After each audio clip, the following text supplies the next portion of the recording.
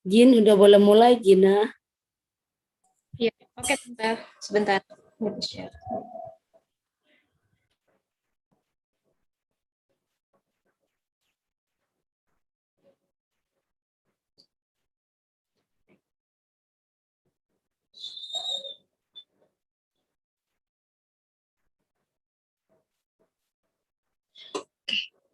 Baik, selamat sabat untuk seluruh anggota Jemaat Bintaro dan juga para tamu yang telah bergabung pada kebaktian Vesper pada malam hari ini. Kita mengucap syukur pada Tuhan atas berkat-berkat yang Tuhan sudah berikan kepada masing-masing kita, hingga kita boleh tiba di Vesper pada sabat ini dengan sehat-sehat tanpa kurang apapun. Pada saat ini, sebelum kita memulai, mari sama-sama kita berdoa dalam hati kita masing-masing.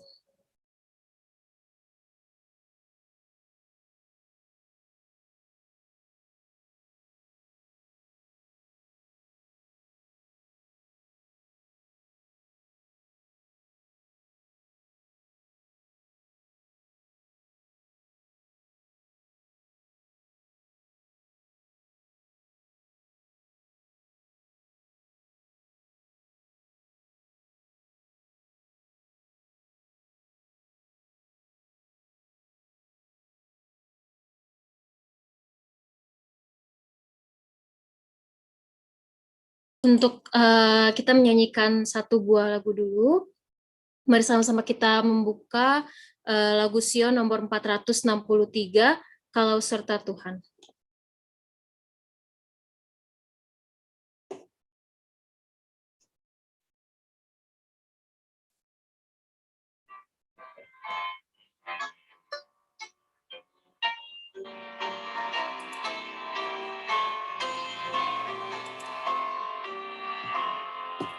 Kalau serta Tuhan, kita hendak jalan, disinarkan kemuliaan-Nya. Banyak berkat indah yang hendak diberinya pada yang turut dan percaya. Percayalah, turut sabda Allah, hanya itulah jalan yang memberi kesenangan. Jika bayang yang gelap setelah awan lenyap, senyumnya sinarkan terang mulia. Kebimbang tak takut, tiada pun bersungut, asalkan turut dan percaya. Percayalah, turut sabda Allah, hanya itulah jalan yang memberi kesenangan. Segala beban kita, segala duka cita, Tuhan lihat dan ditanggungnya. Dia akan bantu orang yang selalu setia, turut dan percaya. Percayalah, turut sabda Allah, hanya itulah jalan memberi kesenangan. Jika dengan Tuhan kita selalu jalan, Dia akan pimpin selamanya dalam negeri mulia, tempat disedianya bagi yang turut dan percaya. Percayalah, turut sabda Allah, hanya itulah jalan yang memberi kesenangan. Untuk lagu selanjutnya, sebelumnya boleh minta tolong host, boleh menjadikan saya host. Sorry, tim komunikasi boleh bantu. Baik, terima kasih. Sebelum kita belum masuk doa buka, kita menyanyikan salah satu lagu buka dulu. Lagu Sion nomor 128 yang berjudul Aku Mau Hidup Bagi Yesusku.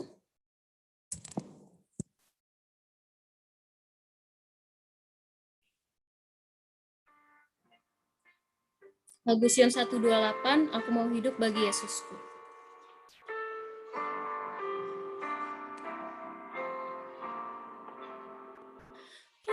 Aku mau hidup bagi Yesusku,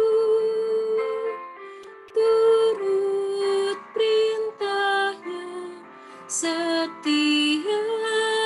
hari, setia padanya tiada mengeluh. Itulah jalan yang diberkati, ya Yesus Juru Selamat, ku serahkan diriku, karena Engkau telah serahkan dirimu bagiku. Ku tak punya lain Tuhan, hatiku tatamu. Mulai sekarang aku hidup, ya Yesus, bagimu.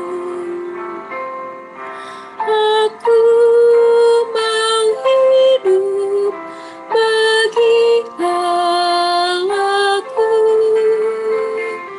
Ia telah mati karena dosaku. Kasih-Nya ajak berserah sepenuh kepada Tuhan, semua milikku. Ya Yesus Juru Selamat, ku serahkan diriku, karena Engkau telah serahkan dirimu bagiku. Ku tak punya lain Tuhan, hatiku tatamu. Mulai sekarang aku hidup, ya Yesus, bagimu. Aku mau hidup bagi penebus, Ia hartaku, terang yang beri rahmat. Karena kasih-Nya aku ditebus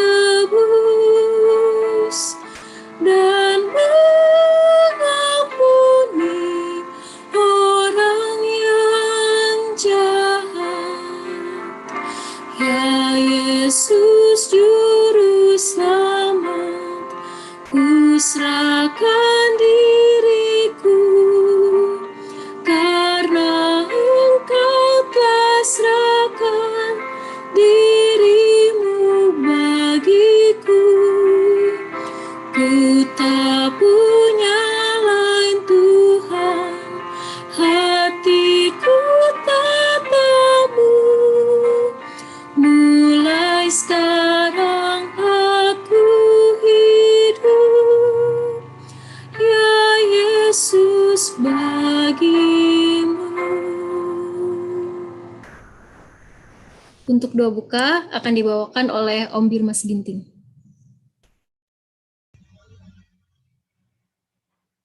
Mari kita tunduk kepala, kita sama-sama berdoa. Ya Tuhan Allah kami, Bapa di dalam tahta kerajaan sorga, Tuhan sumber napas kehidupan kami, yang kami sembah selalu dalam nama anak-Mu yang tunggal, Yesus Kristus, yang menjadi juru selamat kami. Bapa, sungguh ajaib kasih pemeliharaan-Mu, kuasa-Mu selalu bekerja menjaga kami, umat-umat-Mu, sehingga kami boleh tiba di malam hari Sabat yang kudus ini, dan kami masih diberi kesempatan untuk boleh sujud menyembah Tuhan. Terlebih kami rindu mendengarkan firman-Mu yang akan disampaikan oleh hamba Tuhan, saudara kami Paulus Capa. Urapilah hamba-Mu ini ya Bapa, sehingga firman Tuhan yang dipaparkan memiliki kuasa untuk boleh mengubahkan hidup kami semakin hari semakin lebih baik. Bapa, biarlah firman-Mu yang kami dengarkan di malam yang indah ini memiliki kuasa untuk boleh mengubahkan hidup kami, untuk lebih mempersiapkan diri kami dalam menyambut kedatangan Tuhan yang akan datang segera menjemput kami. Bapa, biarlah Tuhan yang menaungi kami sepanjang malam hari Sabat yang indah ini. Biarlah kami memiliki sukacita sorga, karena Tuhan akan menaungi kami di dalam perbaktian ini. Terima kasih Bapa, mohon ampun atas segala dosa kelemahan kami, karena kami berdoa melalui anak-Mu yang tunggal, Yesus Kristus adalah Tuhan dan Juru Selamat kami. Amin. Terima kasih kepada Om Birmas yang telah membawakan doa buka. Pada saat ini kita akan bersama-sama mendengarkan lagu spesial yang akan dibawakan oleh keluarga Om Tommy Nainggolan. Kepada Om Tommy dipersilakan.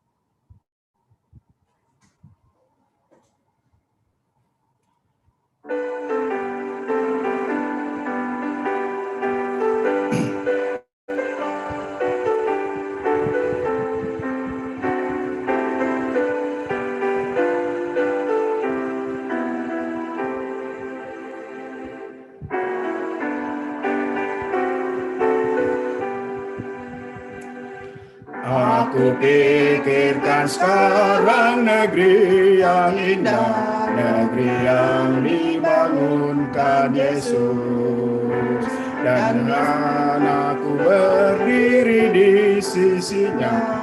Adakah bintang di mahkota, bintang-bintang di mahkotaku, bila aku tiba di surga. Bila aku terima rumah perhentianku, adakah bintang di mahkota? Dalam kuasa Tuhan aku mau berdoa dan bekerja menarik jiwa, agar aku terima bintang-bintang mulia yang bercahaya di mahkota. Adakah bintang-bintang di mahkotaku, bila aku tiba di surga? Bila aku terima rumah perhentianku, adakah bintang di mahkota?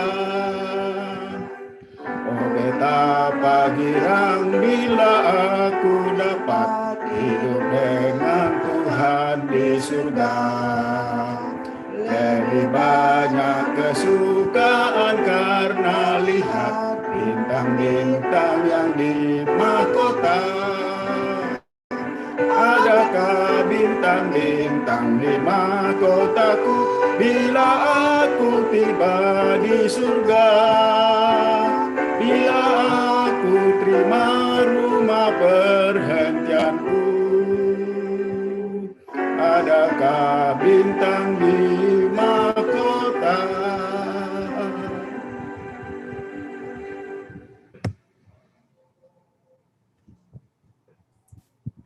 Baik, terima kasih kepada keluarga Om Tommy Nenggolan yang telah membawakan lagu spesial pada malam hari ini. Untuk selanjutnya, mari sama-sama kita bertenang diri untuk mendengarkan pekabaran firman Tuhan, renungan pada malam hari ini yang akan dibawakan oleh Saudara Paulus Capah yang berjudul Belajar dari Peristiwa Lot. Sepertinya dari judulnya sangat menarik untuk kita dengarkan dan kita pelajari pada malam hari ini. Kepada Saudara Paulus, dipersilakan. Tes, apakah suara saya terdengar dengan baik? Jelas. Baiklah, selamat sahabat, Bapak, Ibu, saudara-saudari yang dikasihi dalam nama Tuhan Yesus. Selamat sahabat. Pada hari ini tentunya kita kembali bersuka cita karena satu sahabat menuju kedatangan Yesus yang kedua kali sudah kita berjumpa, sehingga kita harus punya pengharapan bahwa Yesus akan segera datang. Amin. Pada hari Sabat hari ini, tentunya saya bersuka cita telah diberikan kesempatan kepada saya dari Ibu DJ yang telah memberikan kesempatan yang baik. Biarlah firman Tuhan yang saya bawakan malam hari ini menjadi satu alat untuk meningkatkan iman dan kepercayaan kita kepada Tuhan. Terima kasih untuk keluarga Bapak Tommy Nenggolan yang telah memberikan satu lagu pujian mendahului firman Tuhan. Sepertinya ada koneksi antara lagu spesial tadi dengan firman Tuhan yang saya akan bawakan. Bahwa pikiran kita harus memikirkan negeri yang akan datang. Bahwa kita harus sepenuhnya melayani dan bekerja untuk Tuhan. Saya mohon izin kepada Bapak Pendeta untuk membawakan firman Tuhan malam hari ini. Dan kepada tim komunikasi, izinkan saya untuk, sudah, share screen. Oke.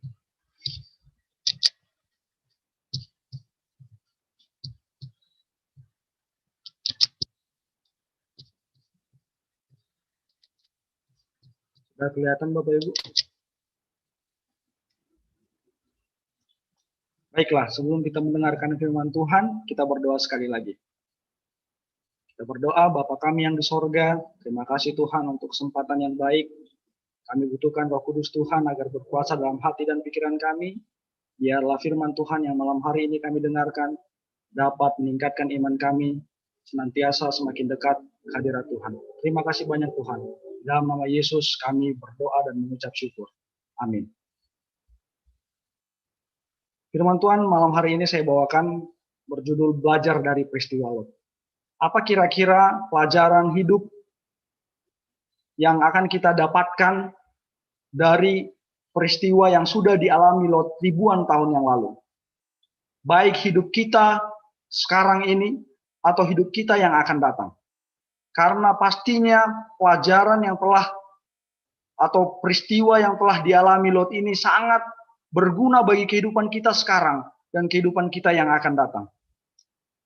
Karena Pengkhotbah 1 ayat 9 katakan, apa yang pernah ada akan ada lagi. Dan apa yang pernah dibuat akan dibuatnya lagi. Tak ada sesuatu yang baru di bawah matahari.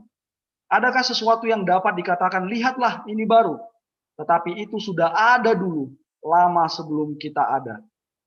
Sangat penting bagi kita belajar dari peristiwa-peristiwa yang telah dilalui oleh tokoh-tokoh Alkitab ribuan tahun yang lalu. Bahkan pelajaran malam hari ini, Tuhan pernah katakan bahwa kedatangannya akan sama seperti peristiwa yang dialami oleh Lot. Ada seorang tokoh, dia ini ahli strategi perang, namanya George Santayana. Dia katakan, punya statement, pernah dia katakan begini, mereka yang tidak belajar dari sejarah ditakdirkan untuk mengulanginya. Satu bangsa yang tidak belajar dari sejarah atau masa lalu, maka akan ditakdirkan bangsa itu akan mengalaminya kembali. Jadi George ini menekankan bahwa bangsa itu juga harus belajar. Kemajuan bangsa atau negara itu belajar dari peristiwa-peristiwa yang telah terjadi. Malam hari ini, kita buka Alkitab kita dalam Lukas pasal 17. Di ayat 28 katakan, demikian juga seperti yang terjadi di zaman Lot. Mereka makan dan minum. Mereka membeli dan menjual. Mereka menanam dan membangun. Tetapi pada hari Lot pergi keluar dari Sodom, turunlah hujan api dan hujan belerang dari langit, dan membinasakan mereka semua. Dan ayat 30 Tuhan Yesus pernah katakan, demikianlah halnya kelak pada hari di mana Anak Manusia menyatakan dirinya. Jadi ada sesuatu yang berharga yang kita dapat belajar dari yang sudah Lot alami. Tentunya kalau ditanya tentang Lot, kita pasti langsung ingat istrinya yang menjadi tiang gara. Langsung kita ingat peristiwa Sodom dan Gomora. Dan ini ada kaitannya dengan kehidupan kita sekarang ini. Dan juga kehidupan kita yang akan datang. Kita akan belajar malam hari ini peristiwa Lot. Dan juga ada beberapa peristiwa yang didapat dari keluarganya yaitu Abraham. Kita akan melihat dan belajar bagaimana, apakah jika nanti kita punya dosa seperti Lot dan keluarganya, mari kita tidak marah, tetapi kita aminkan dalam hati kita, Tuhan, saya mau berubah. Saya tidak mau seperti Lot dan keluarganya. Pelajaran hidup yang pertama yang saya bawakan adalah hidup melalui iman, bukan penglihatan. Jika kita baca Alkitab kita dalam satu perikop, yaitu Kejadian pasal 13 ayat 1 sampai 18. Di sana Abraham dan Lot terpisah. Kita tahu dan kita mengerti ketika membaca kitab Kejadian ini bahwa Lot dan Abraham merupakan keluarga kerabat dekat. Namun dalam perikop itu mereka semakin kaya, semakin bertambah kekayaan mereka. Dan di dalam salah satu ayat di Kejadian pasal 13 ini mengatakan mereka semakin kaya dan tidak cukup tanah yang mereka tempati lagi untuk mereka. Sehingga gembala-gembala Lot dan gembala-gembala Abraham bertengkar. Apa yang mau saya sampaikan pertama, Bapak Ibu Saudari, bahwa tidak sedikit, sangat banyak keluarga itu dapat terpecah, tercerai-berai oleh karena harta. Mungkin sudah semakin kaya, banyak bentrok dengan keluarga atau rebutan harta gonogini, warisan. Kita bisa lihat itu tidak baru lagi, karena di zaman Lot juga kenapa terjadi pertengkaran, perkelahian, perpisahan antara keluarga oleh karena harta, tanah atau ladang yang sangat luas, sehingga membuat keluarga ini harus berpisah. Lalu akhirnya Abraham memiliki jiwa yang rendah hati. Dia mengalah kepada Lot. Mereka pergi ke satu tempat, lalu melihat dataran lembah Jordan. Dan Abraham katakan, silakan Lot, kamu yang terlebih dahulu kemana kamu melangkah. Dia mendahului saudaranya Lot itu. Dia katakan, silakan kamu pilih, kamu kemana, lalu nanti ketika kamu pilih ke kanan, saya akan pergi ke kiri. Di ayat 10 dikatakan, Lot melayangkan pandangnya, dan dilihatnya lah bahwa seluruh lembah Jordan banyak airnya, seperti taman Tuhan, seperti tanah Mesir, sampai ke Zoar. Hal itu terjadi sebelum Tuhan memusnahkan Sodom dan Gomora. Lot melihat bahwa sangat indah dan luar biasanya tanah lembah Jordan itu, seperti taman Tuhan. Sehingga Lot memilih untuk pergi ke tempat itu. Dikatakan tulisan Nyonya White dari tulisan Roh Nubuat, di antara kota-kota yang terdapat di lembah Jordan, yang terindah adalah kota Sodom, yang terletak di sebuah padang yang seperti taman Tuhan, dalam kesuburan dan keindahannya. Di sini dikatakan sangat subur tanah itu. Pohon palem, pohon zaitun, pohon anggur, bunga-bunga sepanjang tahun. Lalu ladangnya dikatakan Bapak Ibu Saudari selalu menguning, sangat baik. Seni mereka, perdagangan mereka juga menambah satu kebanggaan bagi kota itu. Sehingga membuat kota-kota ini menjadi pusat-pusat perdagangan. Sehingga wajar Lot itu memilih untuk tinggal di kota Sodom. Dia memilih untuk pergi ke tempat itu. Karena sangat indah dilihat. Mungkin kalau saya di posisi Lot juga mungkin melihat keindahan dari kota Sodom ini, saya akan pilih untuk tinggal di tempat itu. Tetapi Bapak Ibu Saudari, apa yang terjadi di dalam kota Sodom ini? Kelimpahan yang terdapat di mana-mana telah menimbulkan kemewahan dan kesombongan. Kemalasan dan kekayaan telah mengeraskan hati manusia yang belum pernah menderita kekurangan atau tertindih oleh kesedihan. Waduh. Kesukaan terhadap kepelisiran ditingkatkan oleh karena kemewahan serta waktu yang senggang. Mereka sudah punya harta, mereka sudah punya tanah dan rumah yang mewah. Hasil ladang mereka berlimpah-limpah, ternak mereka banyak sekali harta di kota Sodom itu. Sehingga mereka mengatakan, waduh, ini kita bangga. Kemewahan yang kita punya membuat mereka menjadi sombong. Mereka menjadi tidak baik menggunakan waktu. Dan mereka menyerahkan diri mereka kepada pemanjaan dan akan nafsu birahi. Lalu dosa yang mereka kecam, Tuhan lihat. Dikatakan kesalahan Sodom. Mereka congkak karena makanan yang berlimpah dan kesenangan hidup. Dan adanya anak-anak perempuan. Tetapi mereka tidak pernah menolong orang-orang sengsara dan miskin. Mereka menjadi tinggi hati dan melakukan kekejian di hadapanku. Tuhan katakan bahwa karena kemewahan, kecukupan atau berkelebihan ini membuat Sodom ini menjadi penduduknya menjadi orang-orang yang mengeraskan hati. Orang-orang yang sombong dan tinggi hati. Dan mereka tidak pernah memperdulikan orang-orang yang sengsara dan orang-orang miskin. Paulus pernah katakan dalam 2 Korintus 5 ayat 7. Paulus sudah tekankan pada kita bahwa sebab hidup kami ini adalah hidup karena percaya, bukan karena melihat. Apa poin rohani yang mau saya sampaikan Bapak Ibu Saudari? Sering sekali kita menggunakan penglihatan kita.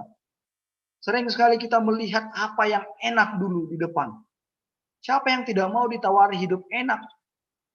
Hidup penuh dengan uang, mobil mewah, rumah mewah, siapa yang tidak mau?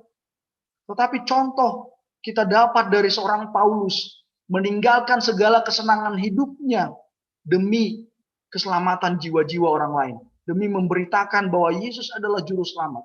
Paulus sudah punya posisi yang sangat baik di kalangan orang Farisi.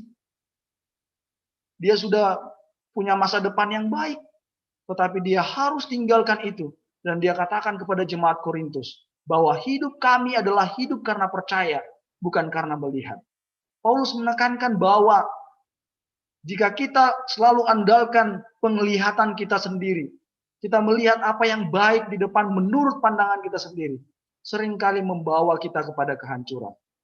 Paulus mengingatkan kita kembali bahwa biarlah hidup kita hidup karena percaya, bukan karena melihat. Apalagi poin rohani yang saya mau sampaikan Bapak Ibu Saudara.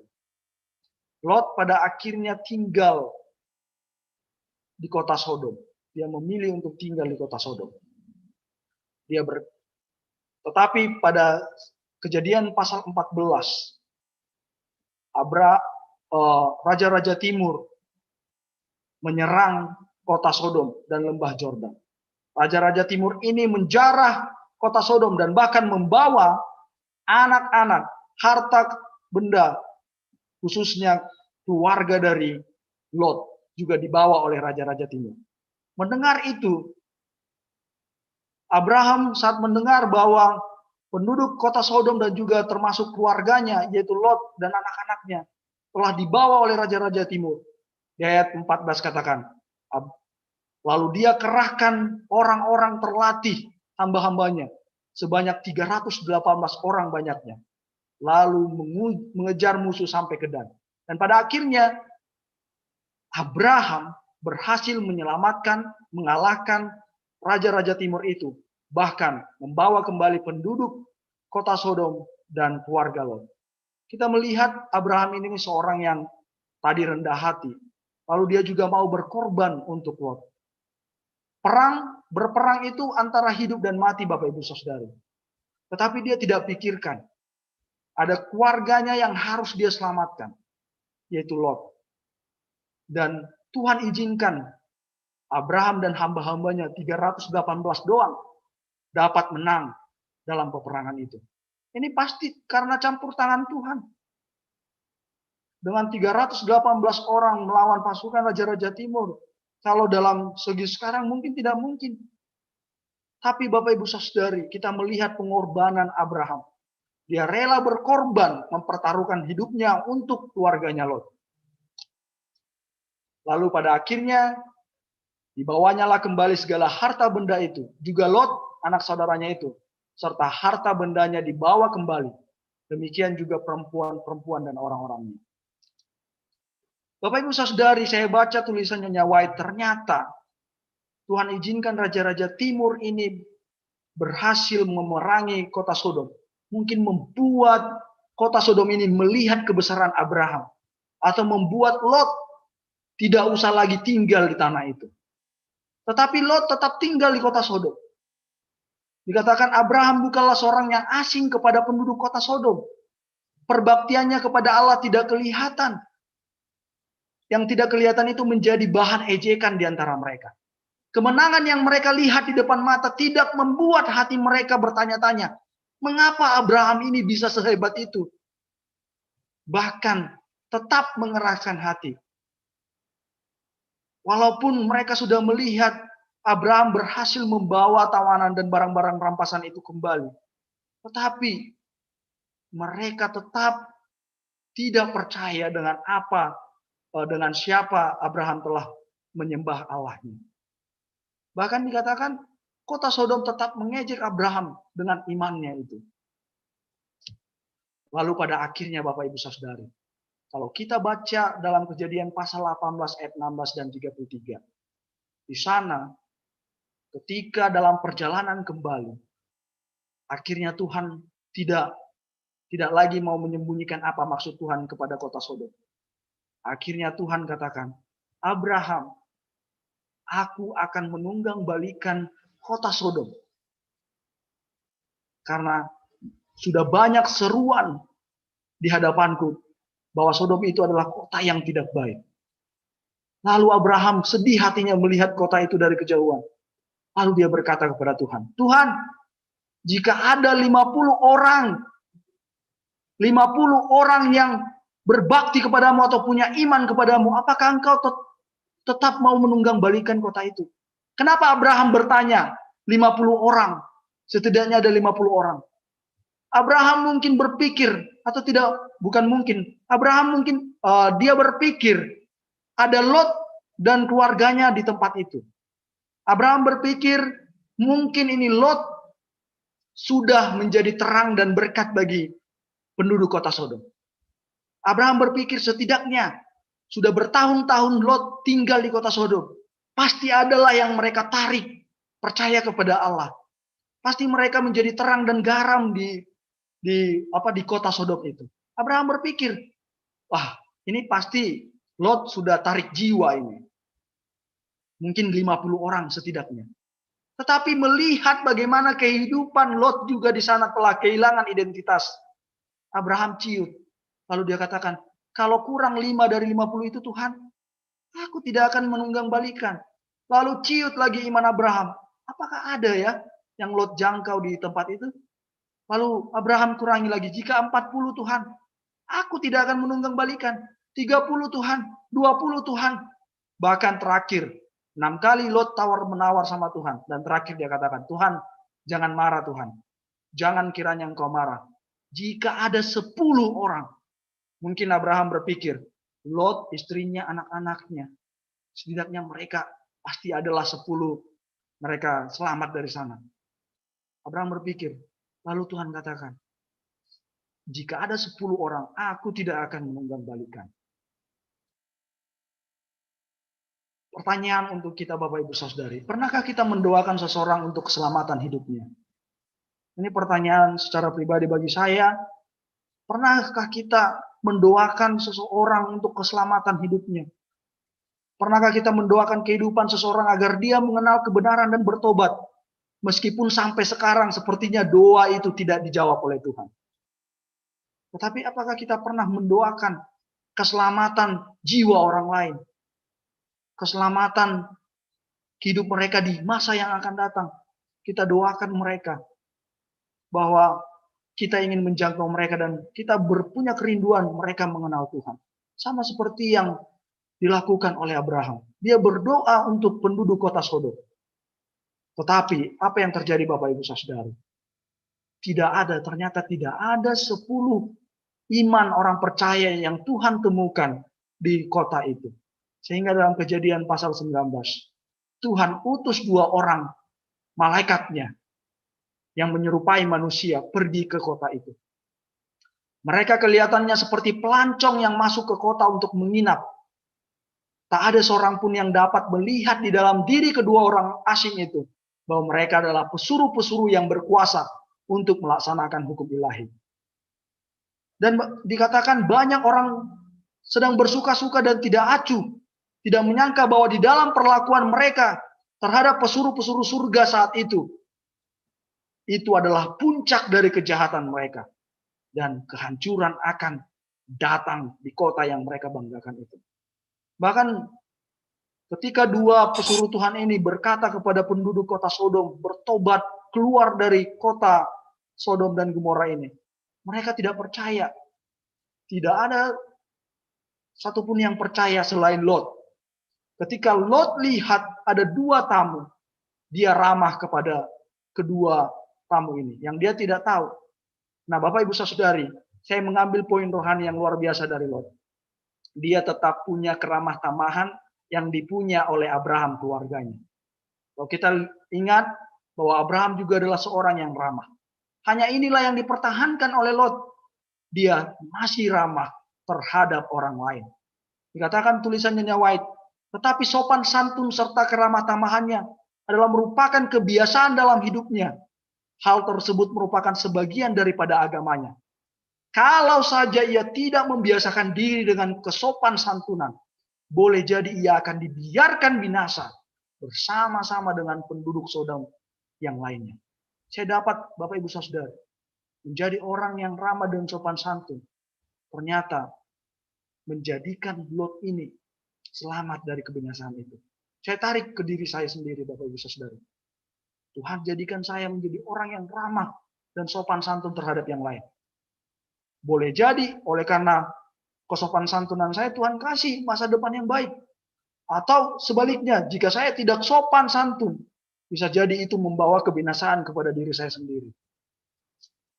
Setiap tindakan dalam hidup bagaimanapun kecilnya akan memberikan pengaruh untuk kebaikan atau kejahatan. Kesetiaan terhadap tugas yang nampaknya paling kecil, sekalipun dapat membukakan pintu kepada berkat-berkat yang limpah. Hal-hal kecil, Bapak Ibu Saudari.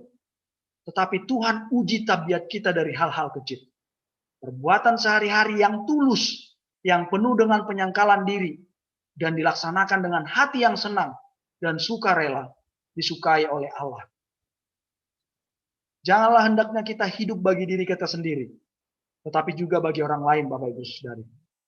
Kita harus penuh kasih serta penolong, menjadikan hidup kita menjadi satu berkat bagi orang lain.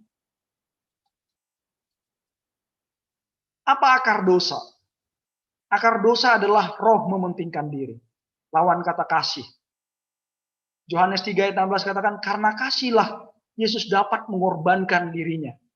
Paulus juga katakan dalam kitab Filipi, kita harus sehati sepikir, satu kasih, satu tujuan, rendah hati satu sama lain, menganggap yang lebih utama, menaruh pikiran dan perasaan pada Kristus Yesus.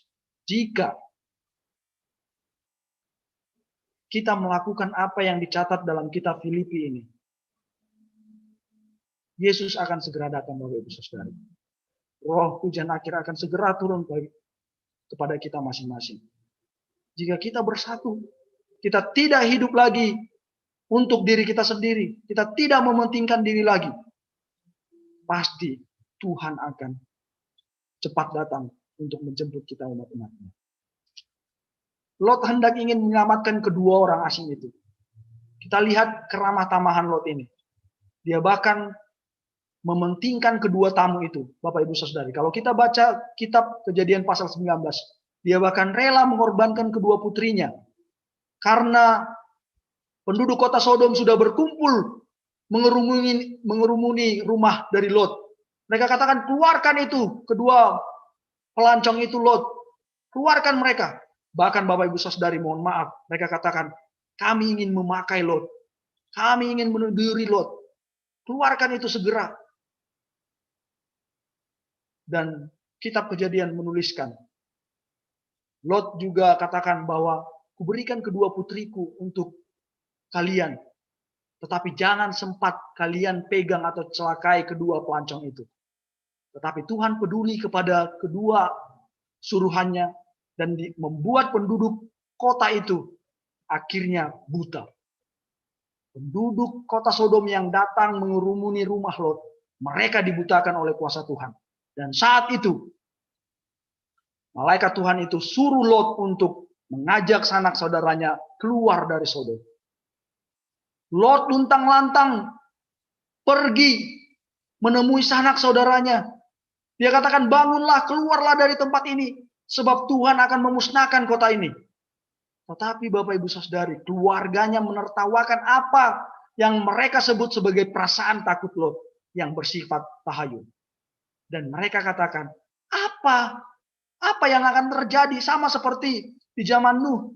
Penduduk saat itu katakan, apa yang terjadi Nuh? Tidak ada hujan. Tidak ada tanda-tanda akan turun hujan. Penduduk kota Sodom juga katakan, apa? Jangan terlalu takut Lot. Mereka merasa cukup baik. Hati-hati Bapak Ibu Saudari. Kita juga di dalam gereja ini ada seperti penduduk di kota Sodom. Tetapi saya harap tidak ada satupun anggota jemaat di gereja Bintaro ini yang merasa cukup baik. Hati-hati perasaan merasa cukup baik. Oh, saya kan sudah ketua gereja. Saya kan sudah melayani. Saya kan sudah anggota majelis atau segala macam. Lalu dengan seenaknya kita berbuat sewenang-wenang. Kita merasa cukup baik, merasa cukup layak. Seharusnya saya yang ke sana, saya yang ke situ. Hati-hati Bapak Ibu Saudari. Bisa saja ini adalah awal kejatuhan dan kehancuran kita. Lot kembali ke rumahnya dengan hati yang sedih dan menceritakan kegagalannya itu. Dan kemudian malaikat-malaikat Tuhan itu suruh, segera bawa istri dan kedua putrimu meninggalkan kota itu.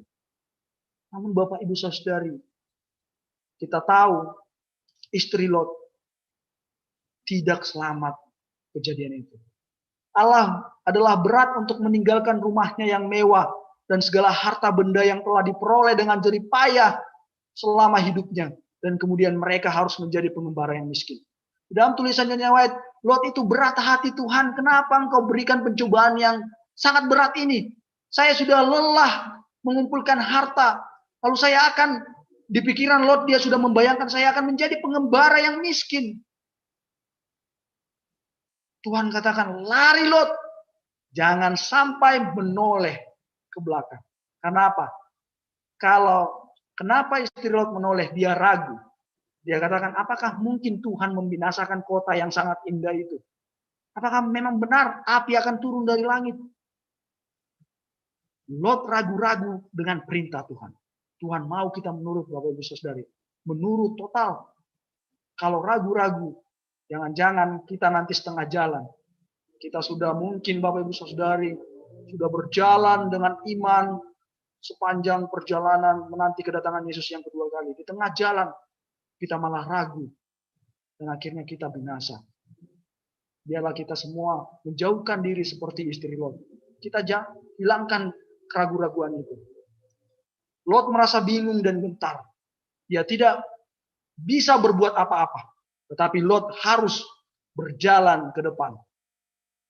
Bapak Ibu Saudari, apakah Lot berhasil menyelamatkan keluarganya? Nuh dan keluarganya dia selamatkan. Tetapi kisah dari Lot ini tidak sama sekali Bapak Ibu Saudari. Istrinya menjadi tiang garam. Karena menoleh ke belakang karena tidak siap meninggalkan hartanya. Dan meragukan apa yang sudah Tuhan perintahkan. Salah satu tantangan mengikuti Yesus adalah harta duniawi ini yang telah diberikan oleh dunia ini, yang ditawarkan oleh dunia. Salah satu contohnya orang muda yang kaya Bapak Ibu Saudari. Tuhan katakan, juallah hartamu, ikut aku. Nyonya White tuliskan bahwa Tuhan tahu kerinduan hati orang muda yang kaya ini. Orang muda ini sungguh-sungguh ingin mengikut Tuhan. Dia ingin kasih lagi satu ujian iman bagi anak muda itu. Tetapi ketika Yesus katakan, juallah hartamu, ikut aku. Dia merasa sedih. Dan akhirnya Alkitab tidak tuliskan bagaimana nasib dari orang muda yang kaya itu. Lalu bagaimana nasib kedua putrinya Bapak Ibu Saudari? Kedua putrinya tetap membawa dosa. Kita tahu dosanya. Kedua putrinya ini katakan ragu. Bagaimana kita melanjutkan keturunan? Bagaimana kita melanjutkan keturunan ayah kita? Sedangkan ibu kita sudah meninggal dunia, sudah binasa. Keluarga kita yang lain sudah binasa. Lalu mereka pakai akal pikiran manusia mereka. Kebejatan mereka bawa yang dari Sodom itu keluar dan mereka bawa di dalam perjalanan. Mereka buat mabuk ini Lot. Dan akhirnya mereka berzina dengan ayah mereka sendiri. Dan keturunannya, yaitu Amon dan Moab, selalu menjadi musuh umat Allah. Sama seperti bangsa Israel. Bangsa Israel satu malam saja Tuhan keluarkan mereka dari tanah Mesir. Tetapi Tuhan butuh 40 tahun mengeluarkan Mesir dari bangsa Israel. Begitu dahsyatnya, begitu hebatnya setan menggunakan pikiran kita agar kita melakukan hal-hal yang baik menurut kita. Sehingga kita akhirnya menjadi musuh Allah dan menerima kebinasaan. Pada akhirnya kota Sodom dan Gomora dibakar oleh Tuhan. Bumi kita yang sekarang ini pun telah hampir siap dan telah matang untuk dibakar. Namun Tuhan mau umat-umatnya, saya, Bapak Pendeta dan keluarga, kita semua Bapak Ibu Saudari, selamat dari nyala api itu. Ada satu usaha untuk lari keluar perpisahan dari yang jahat. Satu usaha untuk menyelamatkan diri. Demikianlah itu terjadi pada zaman Nuh. Demikian pula dengan Lot. Demikian juga dengan murid-murid sebelum kehancuran Yerusalem. Dan demikian pula akan terjadi pada zaman akhir. Sekali lagi, suara Allah terdengar dalam satu amaran.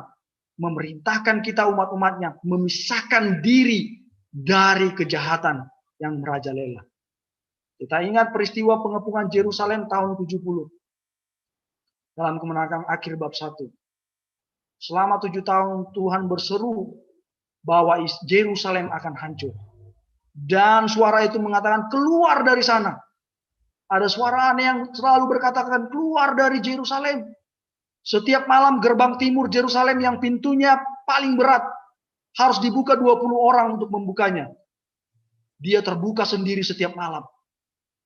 Memerintahkan keluar dari Yerusalem. Yerusalem akan Tuhan binasakan.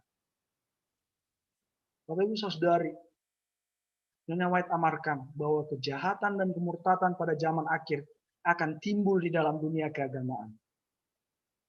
Pergilah kamu, hai umatku, pergilah daripadanya supaya kamu jangan mengambil bagian dalam dosa-dosanya. Dan supaya kamu jangan turut ditimpa malapetaka. Kita tahu nanti kita sebagai orang Advent, siapa ini nanti yang akan menyesatkan seluruh bangsa kepada anggur yang memabukkan.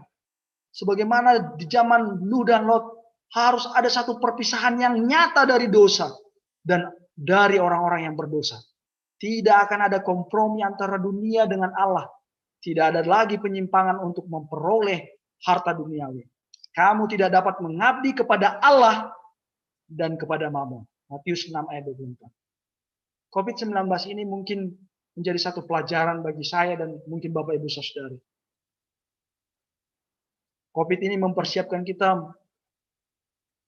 untuk satu peristiwa yang lebih besar dan lebih mengerikan lagi. Saat saya menonton berbagai pemuka agama atau ahli-ahli teologi yang membahas tentang COVID ini, mereka dengan iman mereka berkata bahwa akan ada lagi sesuatu yang lebih besar. Lalu di sini iman kita diuji. Apakah kita tetap beribadah walaupun tidak ke gereja? Walaupun banyak sekali pergerakan-pergerakan yang kita yang dibatasi. Apakah kita ingin semakin dekat dengan keluarga kita dan semakin ingin mereka mengenal kebenaran? Apakah kita yang punya harta yang berlebihan mau membagikan kepada orang-orang yang sangat membutuhkan? Atau memang pandemi COVID ini membuat kita untuk segera bertobat, saling merendahkan hati satu dengan yang lain. Saya mendengar berita ada pendeta di Sumatera kawasan tengah, pendeta M. Simatupang. Dia meninggal dunia dan saat saya tanyakan kenapa, dikatakan bahwa dia terkena COVID-19. Kita tidak tahu kapan hidup itu. Pendeta itu sehat-sehat, tetapi saat dia terkena hanya beberapa hari saja. Akhirnya pendeta itu sekarang sudah beristirahat dengan penuh. Kita tidak tahu kapan waktu kita terkena penyakit, kita terkena sesuatu yang tidak kita inginkan, membuat nyawa kita ini terancam. Untuk itu Bapak Ibu Saudari, kita belajar dari Nuh dan Lot. Kita mulai meninggalkan dosa kita. Mari kita katakan bahwa saya ingin benar di hadapan Tuhan. Ada seorang anak bertanya kepada bapaknya. Dia katakan begini, "Ayah, kalau 1 tahun hidup tanpa dosa mustahil atau tidak?" Ayahnya ini katakan, itu mustahil. Mustahil hidup tanpa dosa selama 1 tahun. Lalu anaknya ini katakan, bertanya lagi, "Kalau 1 bulan ayah?" Tetap mustahil hidup 1 bulan tanpa dosa. Anaknya ini kembali bertanya, "Kalau 1 hari?" Ayahnya ragu-ragu. Bisa saja kita bisa hidup tanpa dosa, bisa saja itu mustahil. Anaknya kembali bertanya untuk terakhir kalinya, "Kalau 1 jam kita tidak berdosa, itu bisa atau tidak ayah?" Lalu ayahnya katakan, "Kalau 1 jam itu, pasti kita berhasil hidup tanpa dosa." Lalu anaknya ini katakan, "Kalau begitu ayah, mulai dari sekarang, saya akan hidup benar di hadapan Tuhan dari jam ke jam. Saya tidak akan mau berjanji hidup benar 1 hari untuk Tuhan. Tetapi saya akan berusaha hidup dari jam ke jam untuk Tuhan." Jadi ketika saya bisa benar 1 jam, saya akan minta kuasa Roh Kudus untuk benar di jam-jam berikutnya. Sampai begitu seterusnya ayah. Lalu ayahnya melihat dan dia katakan, luar biasa. Kita diminta untuk benar. Kita harus punya komitmen. Kita bangun dari sekarang Bapak Ibu Saudari, bahwa kita harus selamat. Sebagai ayat terakhir saya mau bawakan Roma 13 ayat 11. "Hal ini harus kamu lakukan karena kamu mengetahui keadaan waktu sekarang, yaitu bahwa saatnya telah tiba bagi kamu untuk bangun dari tidur. Sebab sekarang keselamatan sudah lebih dekat bagi kita daripada waktu kita menjadi percaya." Bapak Ibu Saudari, mari kita saling menguatkan. Jika mungkin ada 1-2 kata yang tidak berkenan di hati Bapak Ibu Saudari, saya salah ucap, mohon dimaafkan. Tetapi saya mau kita dapat benar di hadapan Tuhan. Kita dapat mempersiapkan diri kita menantikan kedatangan Yesus yang kedua kali. Saya bawakan firman Tuhan ini dalam nama Yesus. Tuhan memberkati. Mungkin ada tambahan dari Bapak Pendeta.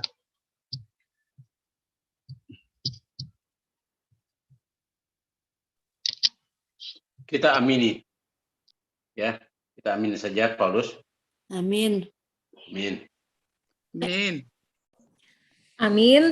Terima kasih kepada Saudara Paulus yang telah membawakan renungan pada malam hari ini, renungan yang sangat baik buat kita masing-masing ya, untuk kita renungkan dan bisa kita lakukan bagaimana kita harus menyesuaikan diri dengan kondisi dunia sekarang ini yang semakin hari semakin jahat, dan kita harus bertolak belakang dengan dunia untuk bisa menjadi lebih baik lagi. Saat ini kita akan masuk ke lagu tutup. Mari sama-sama kita membuka lagu Sion kita nomor 147, Yesus Harta yang Terindah, dan akan dilanjutkan oleh doa tutup oleh Saudara Paulus. Lagu Sion nomor 147, Yesus Harta yang Terindah.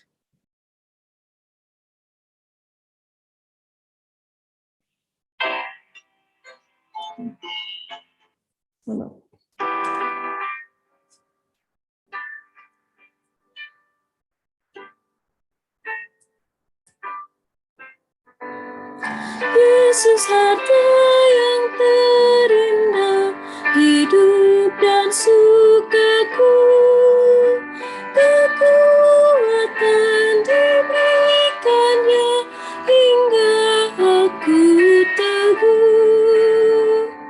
Dalam duka dihiburnya, dalam lemah dikuatkannya.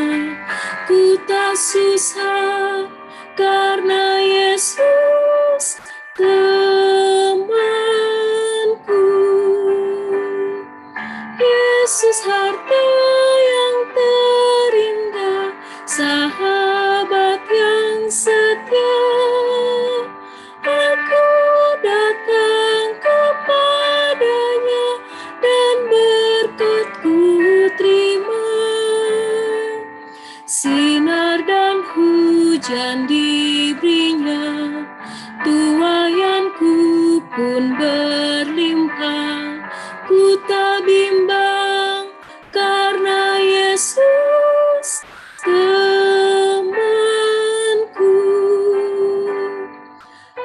Yesus harta yang terindah, ku yakin padanya. Aku takkan sangkal dia sahabat setia. Ku ikut dia selamanya, siang malam dijaganya. Ikut dia karena Yesus temanku. Yesus harta yang terindah, yang lain tiada lagi. Aku percaya padanya hingga akhir nanti. Aku hidup bersama dia, hidup yang indah selamanya, hidup kekal karena Yesus temanku.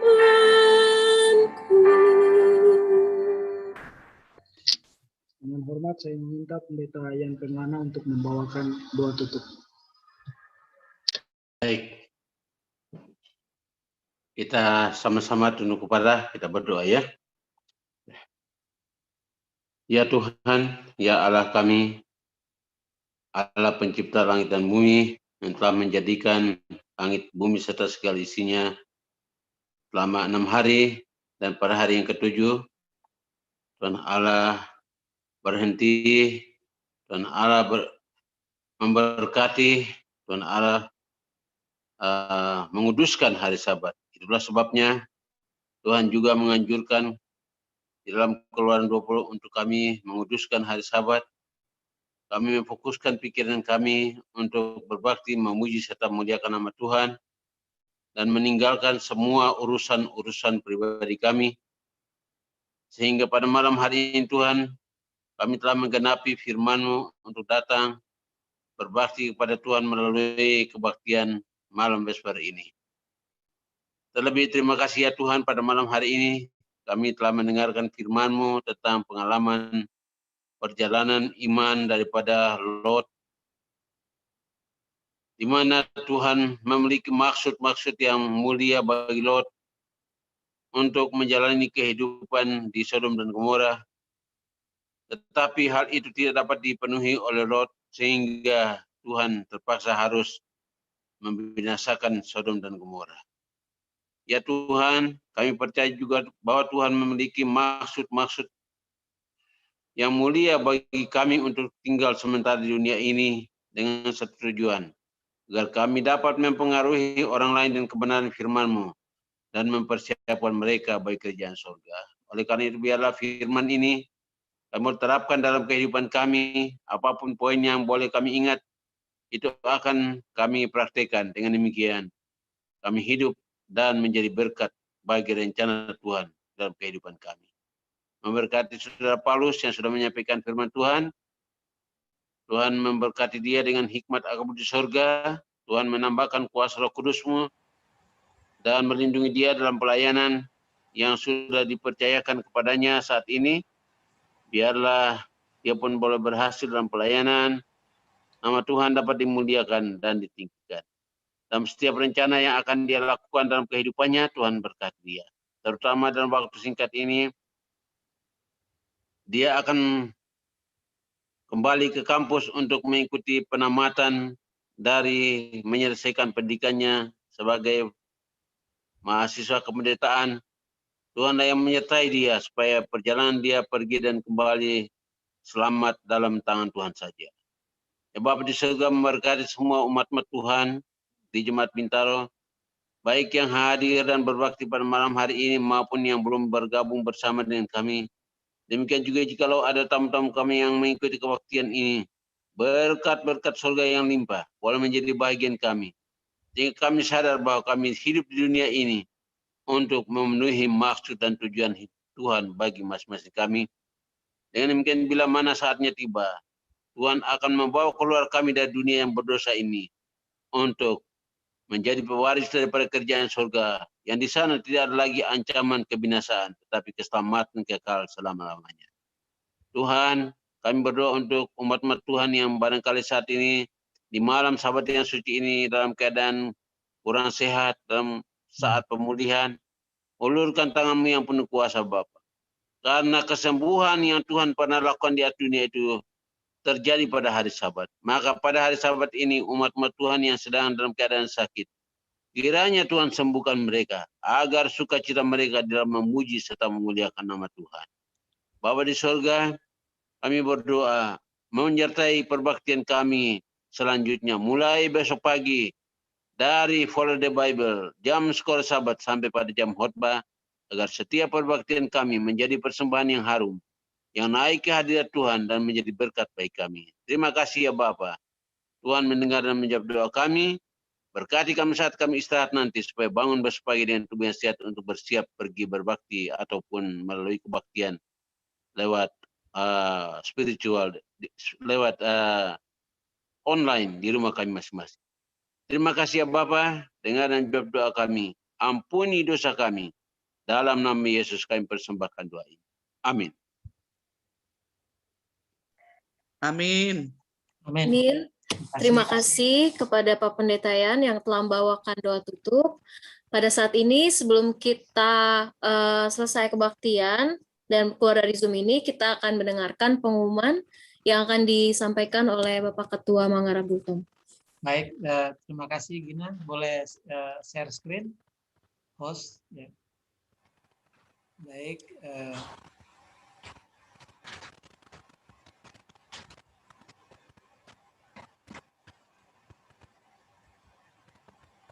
Sebentar ya.